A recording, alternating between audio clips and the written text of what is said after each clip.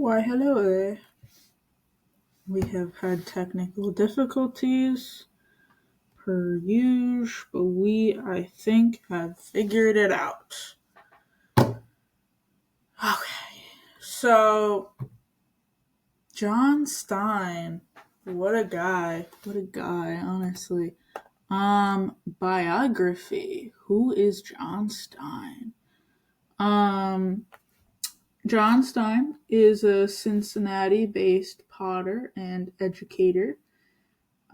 He holds a BFA from Northern Kentucky University and an MFA from Utah State University.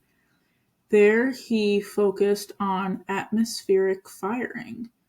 Fun. John has exhibited nationally. Some of his work has been shown at the Philadelphia Museum of Art Craft Show. And was named an emerging artist by Ceramics Monthly in 2023.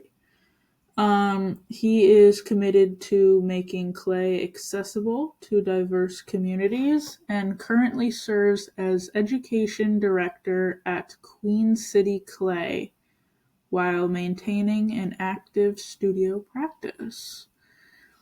Very fun. And that is John in the corner. That is Mr. Stein. John Stein's work in ceramics. John's work usually has a lot of texture, or at least it looks like it has texture. I don't know, actually, but it looks like it does. His work seems messy, but it is also clearly very intricately designed, and I appreciate that. I think it's just an aesthetic purpose. They also tend to look rusty, which I think that's just the glaze that he put on it. Originally I thought it was paint, but if I understand correctly, it's just the glaze. And I kind of like that, it's interesting, it's different. Makes it look unique.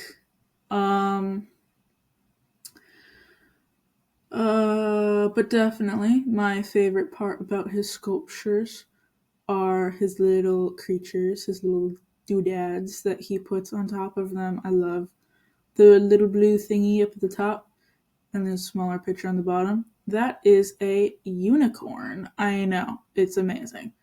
At first I thought it was just a horse. And I'm like, oh my god, it's a blue horse. I love that. But if you look closely, he has a little tiny horn. I love that for him. He's a very big boy. Very big boy with a little tiny horn. He is a gentleman. I love the unicorn. That is why I chose to do John.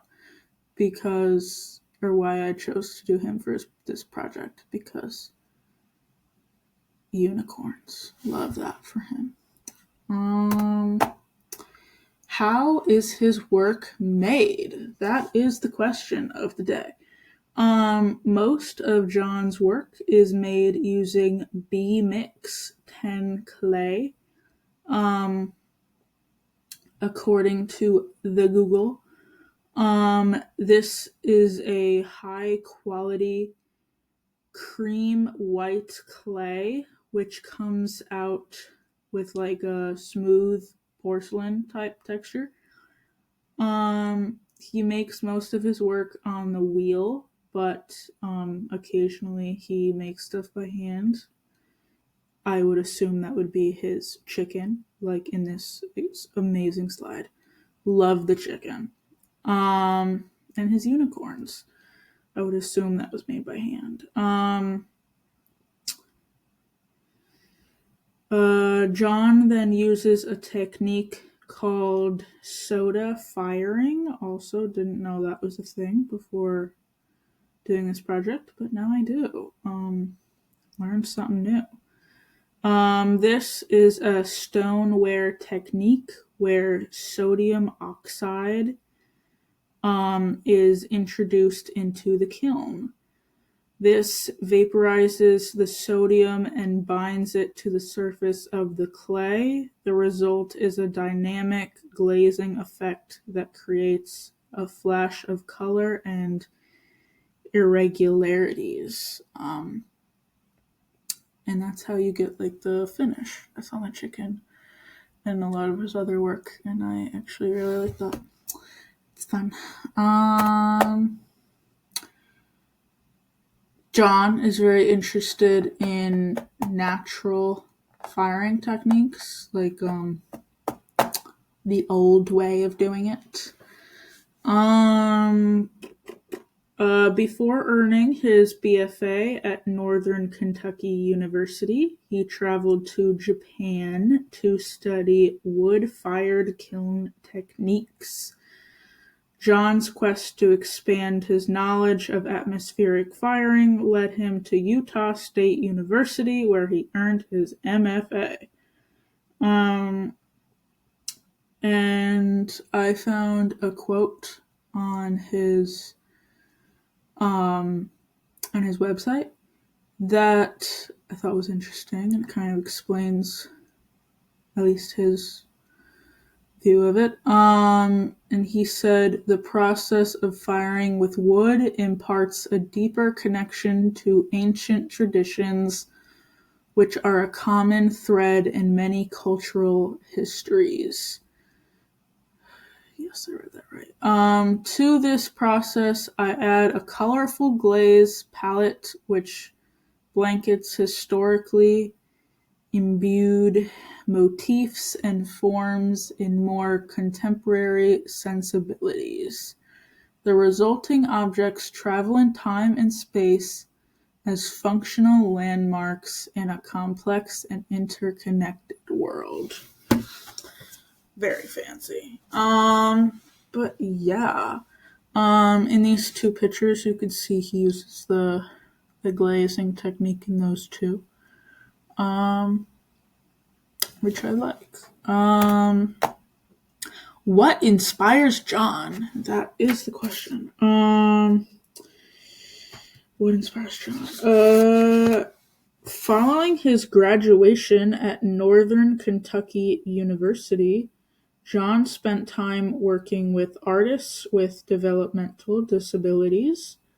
He was driven by the belief that creative experiences with clay can significantly enhance a person's quality of life.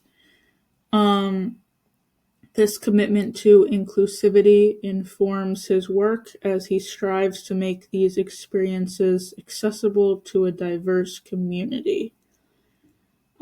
He describes his vessels as both utilitarian and cultural objects, and goes on to describe how throughout history we find similarities in form and surface embellishments of vessels that not only accentuate aesthetic qualities, but also elevate certain actions. He is interested in the diasporic implications of common forms found throughout the world that can be distilled, blended, and melded to illuminate foundational, I can't read, don't mind me, human stories. Yeah, which is very fun. Look at all these fun little creatures. I love John. John's great. The one on, I don't even know if this would be her right ear, I don't know. But the one with the two pots, that's a horse. Love the horse. And then in the middle, there's a fish. Love the fish. He's a little guy, you know. And then on the other end, which we love, you can actually buy this it's on his website right now. It's like $130. Those are bison. There are 3 bison, and they are on top of it, and they're like just on each other. They're stacked. And I love that for them. I really do. But why am I interested in John? Because he has horsey faces. That's why. Real men put little horses and unicorns and fishies on their ceramics. And that is fact. But yeah, no, I like his little creatures. Um, his animals are a little wonky, but I kind of love that. Which I guess they're really not. Like, the animal itself. I think it's just the way like they're kind of standing on the top. Like you could see it better with the horse, and it's the same thing for the unicorn too.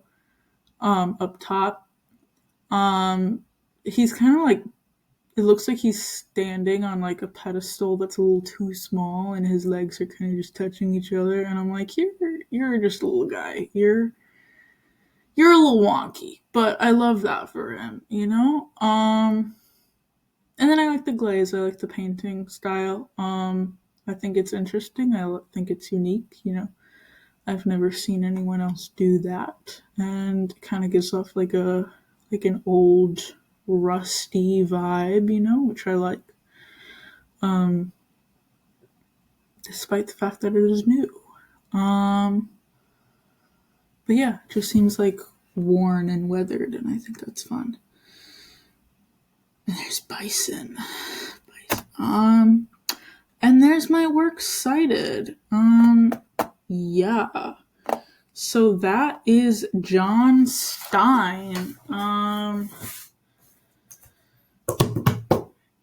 Yeah.